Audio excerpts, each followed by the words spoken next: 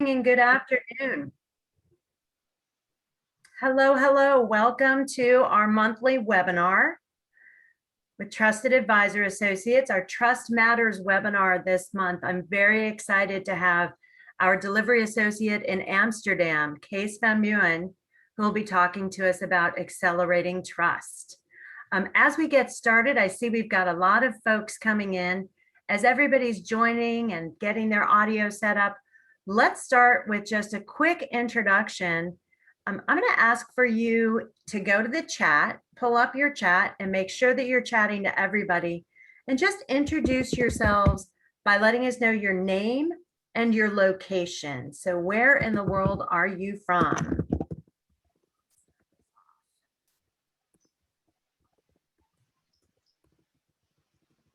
I always have to decide if I'm going to say I'm in Arlington, Virginia, or Washington, D.C. All right. Hey, Jim Brown. Good to see you. Gordon from the UK. Silicon Valley. Wow, Mark, thanks for getting up so early. And Sam also from we've got a lot of West Coasters today. Nice. Hey, Tracy, welcome back. Good to see you.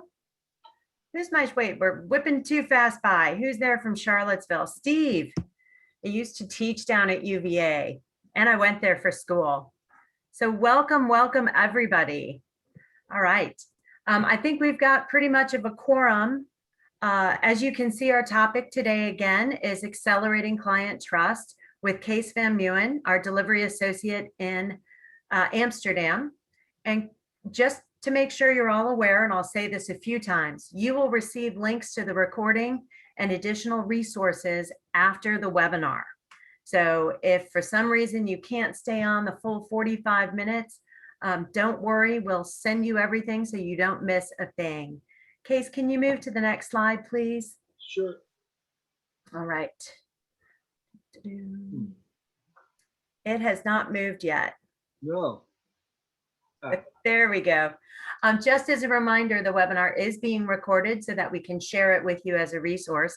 You'll receive those links after, probably by end of day tomorrow, possibly on Thursday. Vicky, who's helping us in the background, is cringing when I promised too early. Right now, we've planned the presentation to be 30 minutes and then an additional 15 minutes for Q&A. For those of you who have joined us before, you know we don't always hold tight to that split of time. So I encourage you, if you can spend the full 45 minutes, the Q&A part at the end is often the most interesting part of the discussion for me. Anytime you have a question as we're going through it, feel free to type them in the chat. I'm Noelle Michaelenko. I apologize. I should have introduced myself up front. I'm the CEO of Trusted Advisor Associates.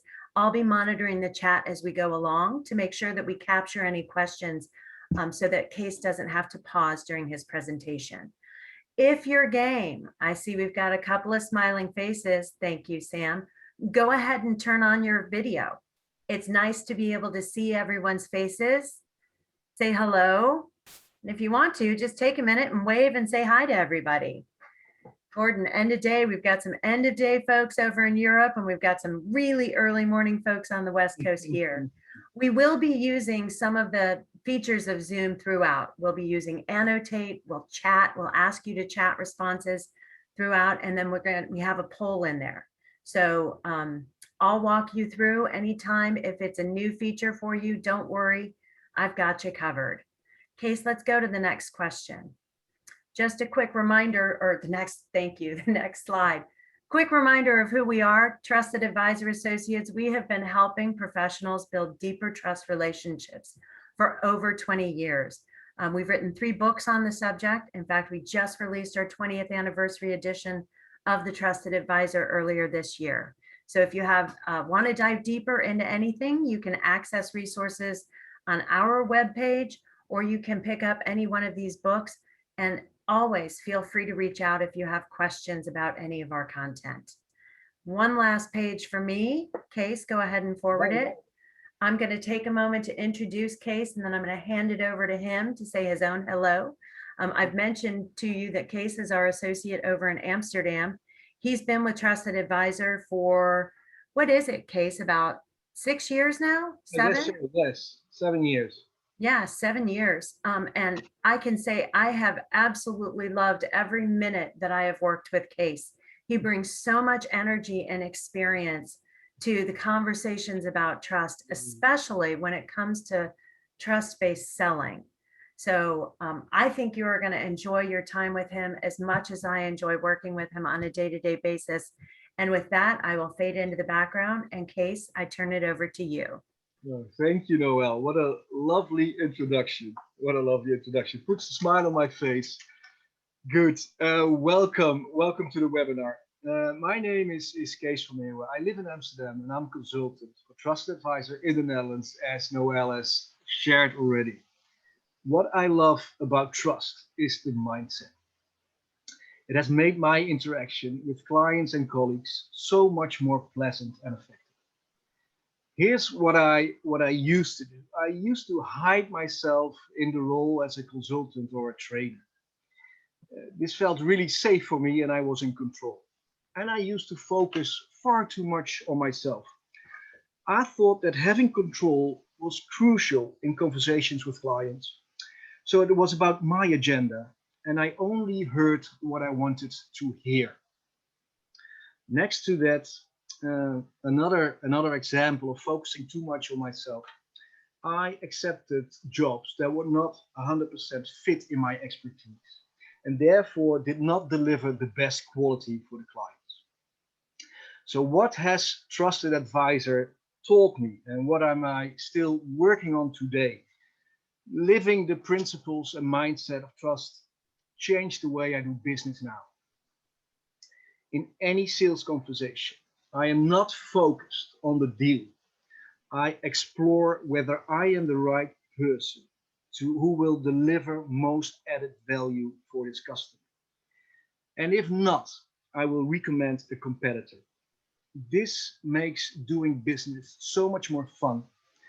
And it also, it makes more fun and I can focus 100% on my expertise and customers feel this mindset. I am prepared and at the same time, I dare to let go of it. Put the agenda of the partner first. And last but not least, and this is the part of trust I love, I dare to be vulnerable. I strongly believe that by being vulnerable, chances arise, not only in business, but also in private life. And that's something I embrace. Good. The objective of this webinar, how can we accelerate trust to lay the foundation of more trust in the future? Yeah. Let's go. Let's identify with this situation. Before we annotate, let's take a look at these three situations. The first one is taking over a huge account. We recently lost a key account manager, Ingrid, and I've been tasked with taking over her $1 million account. The primary client is Sarah, a CFO with a reputation of being hard on her consultants. Sarah had a lot of respect for Ingrid, and rumor has she's not at all happy that Ingrid has moved elsewhere. How do I win Sarah over quickly so we don't lose the momentum we have gained? That's situation one. Situation two. I am managing a technology implementation project with some really tight deadlines. The leader of the group of users, Amal, has some strong concerns about the project. We can't afford to miss a beat with him. How can we be sure to get off the right foot and stay on? And the third situation is the sales call. I'm going on a call next week to pursue a major opportunity with George, Director of Marketing. The meeting will be the first time I have interacted with him directly. Until now, he knows about me primarily through Aaron, his direct report, an old buddy of mine who made this meeting happen. Aaron says George is a friendly, slap him on the back kind of guy who likes to give business to people in his inner circle and doesn't have a lot of patience for people he doesn't know. How can I get a seat in the circle quick? So Vicky, I'm asking you to explain to the people how to annotate these situations. I'll jump in here, Okay. Kees. Okay, go ahead, Noelle. So for those of you who have not used annotation before, if you push your cursor all the way up to the top of the screen, you'll see a green bar that says you're viewing Kees van Meeuwen's screen. Click on the view options next to that and select annotate. And Kees, go ahead and click advance your slide to show that bar. Oh, you're in annotate mode. That's not good. Oh. So you have to get out of annotate mode. Click the little red X. So when you see that, find a stamp. When you pull down that view options annotate, you'll see stamp and choose one of those stamps. And then you can stamp anywhere on the slide. There you go. So now just go ahead and put a stamp next to any of these situations that you can relate to, things that you've run into in the past. Great. Yeah, so those tight deadlines.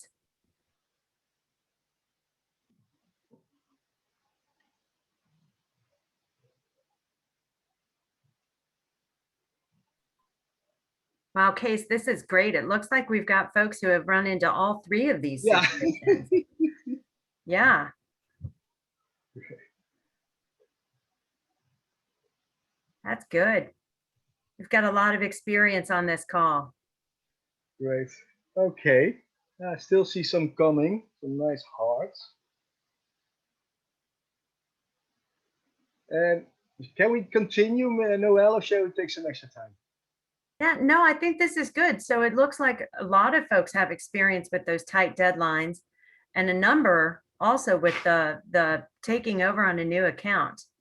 So you guys really have experience in when you need to build trust quickly.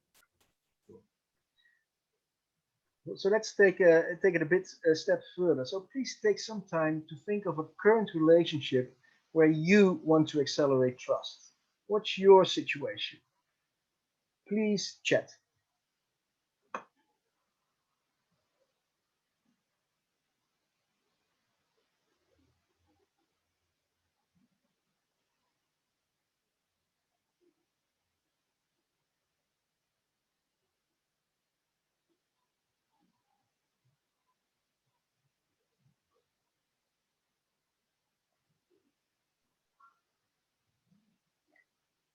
Gordon's in my area, right? New clients are always a challenge to me, and I don't know somebody very well. What other situations do you all run into? Yep. Ah, interesting. Kees, you see Sam's note here? Yeah, new client dealing with CTO and building trust. Keep bumping into the CEO and want to develop a fast relationship with him. Oh, that's a wonderful one. That's good, Sam. It's tough because you're managing two relationships and you have to be aware of how they interact with each other too. Key person that client has changed. Need to make sure they keep our systems. That's a nice one. Yeah, Becky, you've got a lot on the line with that.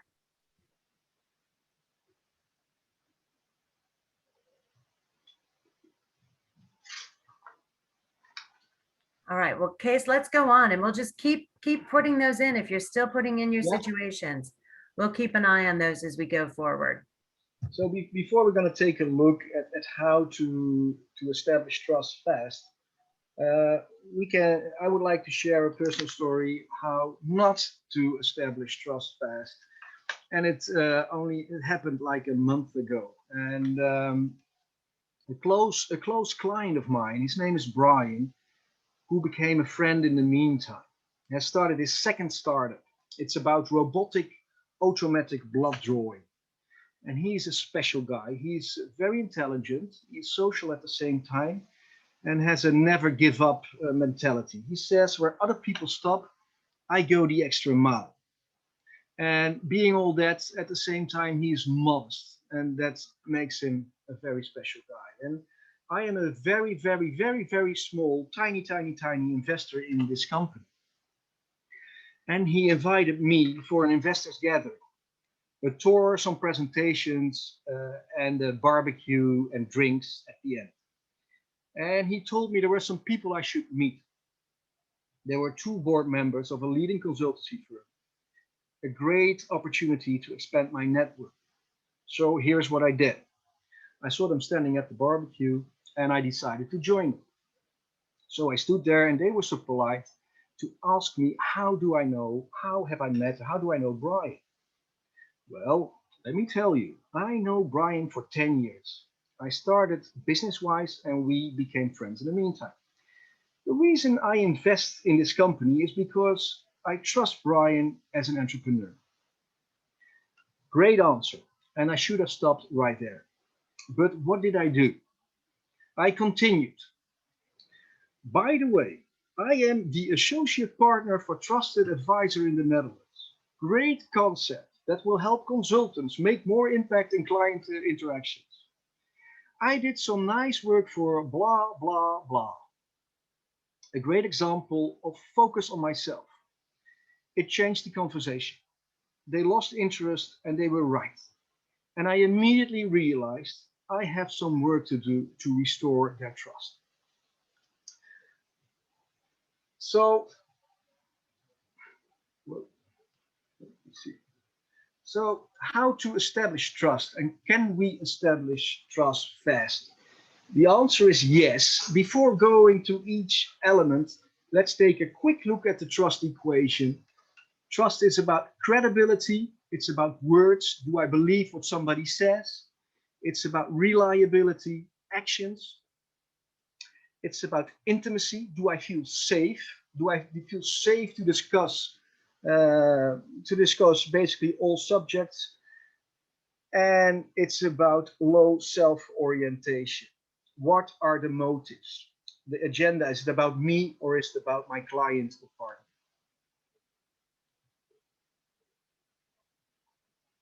So let's think about, out of these four elements, which trust element takes time to establish? And we're going to do that in a little poll.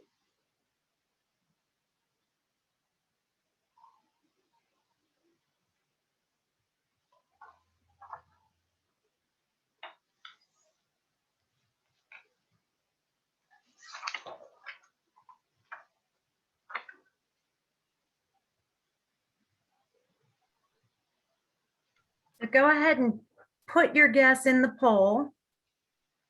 What you think. We'll leave it open for another, let's say 10 seconds. I really want to hear from you all. What do you think about which trust element takes time to establish?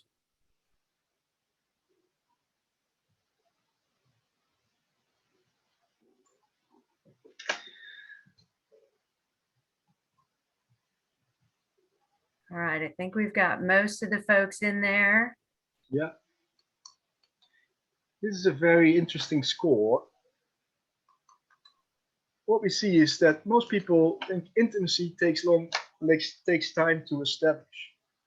Reliability quite short. Well, it is interesting because you can establish credit. All these, yeah, as credibility is established, can be established quite big by mentioning your experience, by speaking the jargon, by mentioning time and clients you've worked for.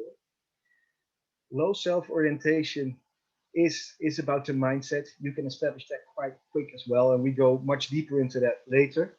And intimacy, especially intimacy, can also be established quick. But what we need to do to create intimacy is to step out of our comfort zone. And that is unpleasant, or it's a risk.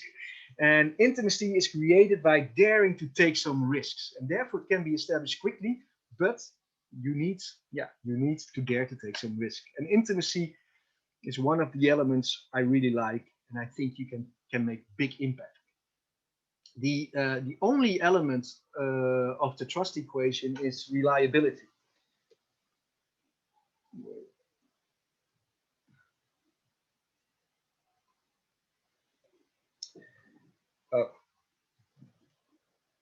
So the only one is reliability, and you can accelerate it. And later on, we're gonna share some tips how to accelerate reliability. Reliability is about actions. Yeah. Hey, Kees, I just want to jump in here. Why don't you flip back up to that? Because it's interesting to draw together the comments that you made about intimacy, right? Yeah. Most people think that intimacy is the element that takes the most time to build. And you were spot on. Intimacy doesn't take time. It takes courage. But with courage, you can build it incredibly fast. And the reason that reliability takes time to build is because it's about actions and it's about consistency, right? So you have to have the time for the other person to see a pattern of trustworthiness with you.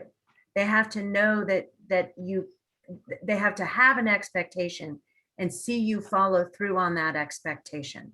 That's why we say that reliability is the only element of trustworthiness that takes time to build. Thank you so much. I can share an example of building intimacy fast. As a facilitator, in the beginning of my role as a facilitator, as a trainer, I wanted to, in order for participants to learn, you need to be vulnerable. You need to dare show something of yourself. Otherwise, learning will be tough. And in the beginning, in my beginning years as a facilitator, I was in a role of knowing it all and not being vulnerable at all. And I was surprised. So how come you guys don't open up? Well, the answer is simple. If you want other people to open up, you go first. So I thought about that, and I thought, let's experiment.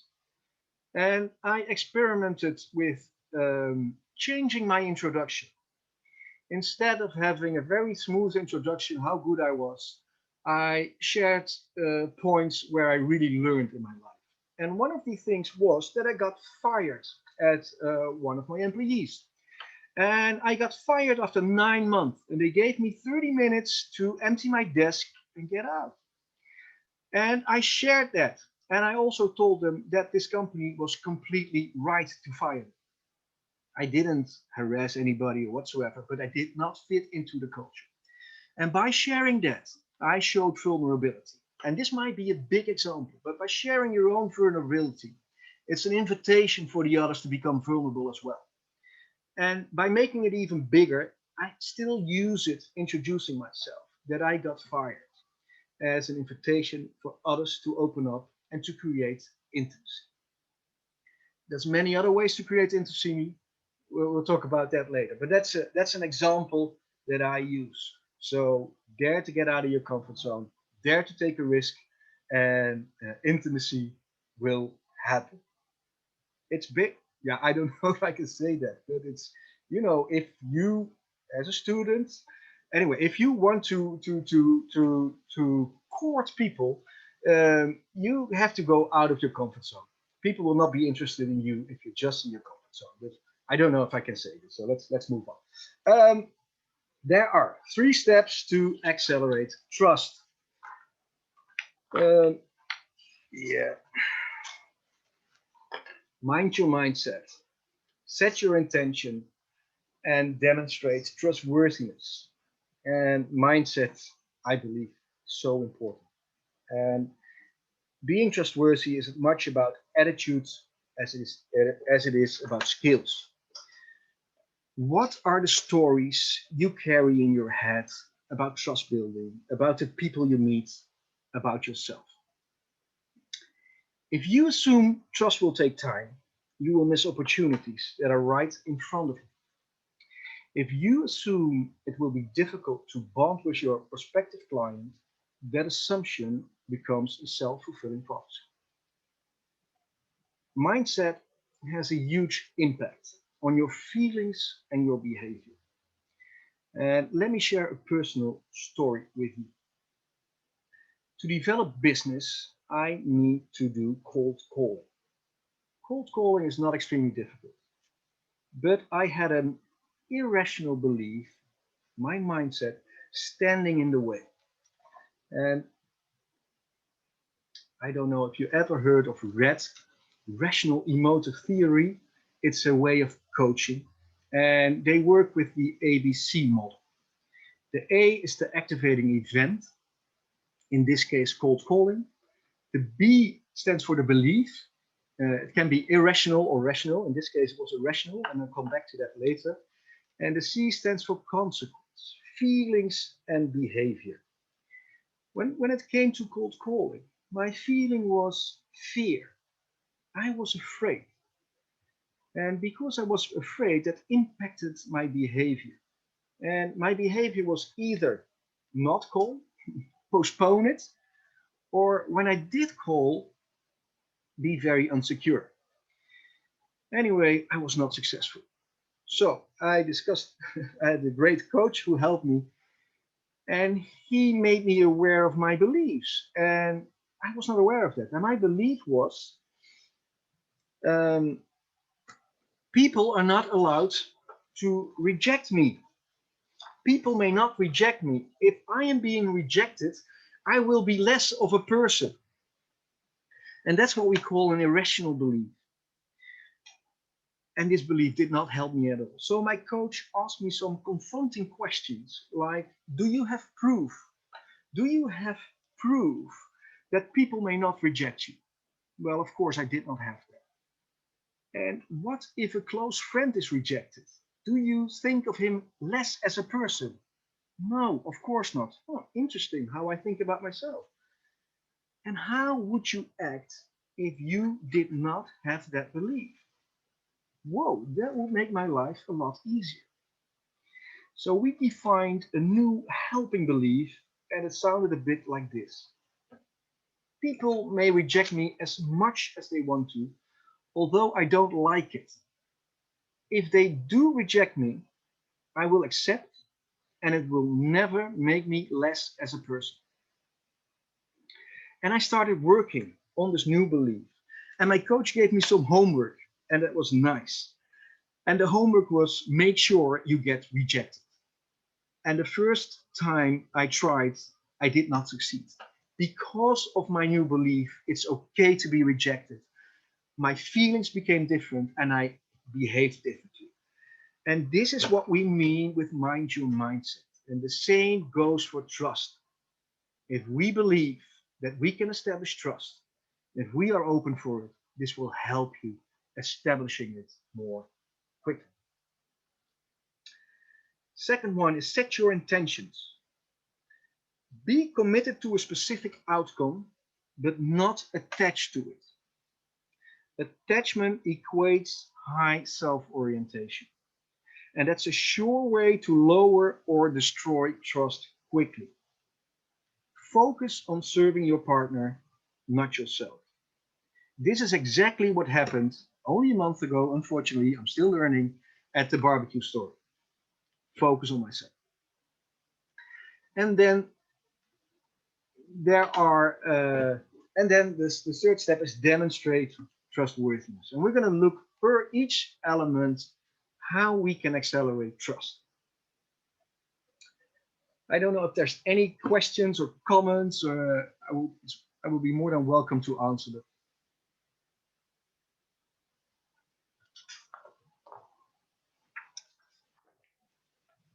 Okay, credibility.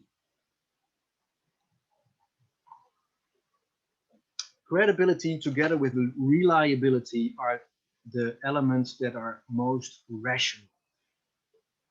The other two, intimacy and low self-orientation, are emotional. Personally, I love the two emotional parts, but credibility and reliability can be established fast as well. Show you've done your homework. That's show, not tell. Engage something of value to him. Let him know that you may be able to help find a solution for a specific problem. As the examples we use, George, I understand you have some concerns about your department's ability to scale in the coming year. Do I have that right? So what's important, don't tell, but show. And have a point of view. Have and state a point of view. The advisor part of Trusted Advisor requires that you put a stake in the ground by sharing your ideas, opinions, and perspectives. Even if what you say ends up being rejected or wrong, it will stimulate a reaction and crystallize issues, which is valuable in itself. Your point of view is a catalyst, a way of helping your client think and engage with you. If I'm in a first sales call, what I always do is share my vision on selling. And very quickly, our perspective is not how to sell, our perspective is how people buy. And that's a different point of view. And that's a very engaging, that's always engaging because they can agree, they cannot agree, but you have a nice conversation and you immediately dive deeper into the subject. Speak the truth always. Remember, credibility is as much about honesty as it is about know-how. The courage to say something uncomfortable, difficult, or unpopular from a perspective of genuine concern for your client is an instant trust builder. It is natural to think you can't take this kind of risk until trust has been established. But paradoxically, taking exactly this kind of risk builds trust quickly. Answer direct questions with direct answers. Don't spin. Think of a politician. Why is that profession so low trusted? Because they spin all the time. Express your passion. The way you talk about your subject shows you love it, shows passion, and people will notice, and this will increase your credibility. And number 6 is convey confidence. Oh, we're going here. Offer handshakes, eye contact, and other personal gestures as appropriate given cultural norms. Be confident, don't be arrogant. Let your presence underscore your professionalism. I'm looking at the time. Do we have, I should hurry up or not, Noel? You should. Yeah. We've got one question, but we'll address it after we get through intimacy. Well, Okay. we'll address it at the end. Let's go through the rest of the accelerators. Yeah. We're going to go quickly through reliability. So reliability is about action. So make lots of small promises that you can deliver fast. Be on time. Use others' terminology. So, and dress appropriately. Quick example. I do a lot of work in the agricultural sector and startups. These guys wear t-shirts. If I stand there in my new suit, it will create a distance and people will not feel comfortable. Create intimacy. I explained about being yourself, that you have to dare to be vulnerable and show it. And another great example of increasing intimacy is name the proverbial elephant in the room. People want to know they can count on you to speak the truth candidly and respectfully. If everyone is avoiding acknowledging an awkward or uncomfortable situation, be the one to tackle it directly, name it and claim it. George, at the risk of stating the obvious, you're a man who prefers, understandably, to do work with those in your inner circle. I'm not one of those people. This again is about risk, daring to name the proverbial elephant in the room. This is a great trust accelerator. Listen with empathy. You don't have to agree. You have to understand the other person. Try to understand them with an open mind. Be yourself. Everyone else is taken. It's about daring to be vulnerable. It's about daring to be yourself. It's about daring to take risks in relations, and makes it a lot of fun. And start with why. I use this one many times. You see, when introducing to a new customer or a new client, or we see that people sometimes you mention your CV. This is what I've done. This is what I like. But it's much more interesting, as Simon Sinek states it, to share your motives. Why do you do what you do? Why do you get up in the morning? And by sharing your motives, again, it's an invitation for the other person also to share his motives, and you will have a different conversation. You will be more intimate and higher quality. You will have a higher quality meeting.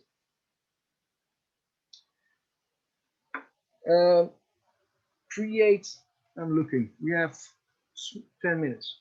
Give ideas away. It's about, sometimes salespeople say, how much should I give away? Give away as much as you can. It's about, yeah, what is it about? That's what trust is about, helping the other person. And if you will help him, you will make impact, and chances are big he will do business with you. Build a shared agenda. Be prepared, and at the same time, dare to let go all of your preparation, because your partner's agenda is very important and is most important, and build it together. Don't solve problems prematurely. The biggest trust breaker is not listening. And the second one is accelerating too quickly to the solution. The mistaken belief that the sooner you begin solving the problem, the more effective you will be. Do whatever it takes to slow you down. Take notes rather than interrupt. Set clear expectations, and this is what I do in practice, because it's a pitfall for me. Set clear expectations that the first half of the meeting is about exploring the problem, and the other half is about thinking about solutions. If you explore problems, especially also if you combine it with asking questions that seem out of scope, you address a much bigger issue. You go much further into the strategy, and you add much more value. Ask open questions. It's about them. It's not about us. And relax your mind. Yeah, I will end with that. The more distracted you are, the more the focus is on you rather than on others. That little internal voice clogs your brain with continuous chatter. While that little voice never goes away, it comes with being human. There are ways to minimize it. And I love William Ury. He is the co-founder of the Harvard negotiation program, and he has some advice. What he says is, he talks about listening. There is so much going on in our minds, so much noise and distraction. We don't have the mental and emotional space to be able to truly listen to the other. So how do we clear our minds? It is a paradox. If we want to listen to other people, we have to learn to listen to ourselves first. Take a moment to listen to yourself, to quiet your mind. Take a couple of deep breaths and become aware of your current state of mind. That will calm you down and put you in the moment.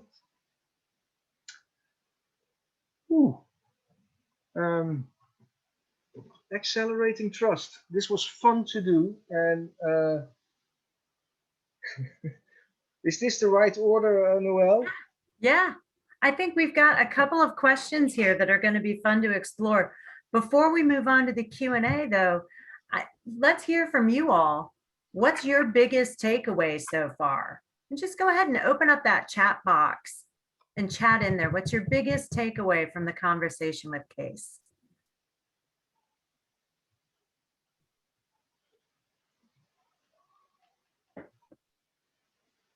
Don't be shy. Hey, Kees, while people are thinking about their biggest takeaway, Gordon has a couple of questions, and they're really around intimacy. Ah, nice. And so the first one, he asks, isn't intimacy a two-way street and therefore can only go at the pace of your customer or colleague? Well, it's a two-way street, absolutely. So it's about exploring the boundaries. You share something intimate with yourself and see how the other responds. He can set a clear limit until here and not any further, or he can respond. And it's a two-way street. But you are responsible to take the first step. I hope that's helped, Gordon. And Gordon, feel free to come off mute if you want to add. You're still on mute, Gordon. Apologies for that. Technology is not my big thing. Hi, Gordon. Hi there. I guess I was just trying to respond to intimacy can be accelerated, because clearly I can put myself out there, but if my clients or my team or whoever I'm speaking don't respond in the same way, then I have to play a longer game, isn't it? So it's really just saying that I could recognize that if I take the first step, I might get lucky, but equally, it doesn't mean if it doesn't happen right away, stop. It just says the game's begun, really, isn't it? Yes, I totally agree. That's a thank you, Gordon. Yeah, and the second question is kind of a follow-up on that from Gordon. What if the personal chemistry between you and the customer just doesn't feel right? Yeah, that's great.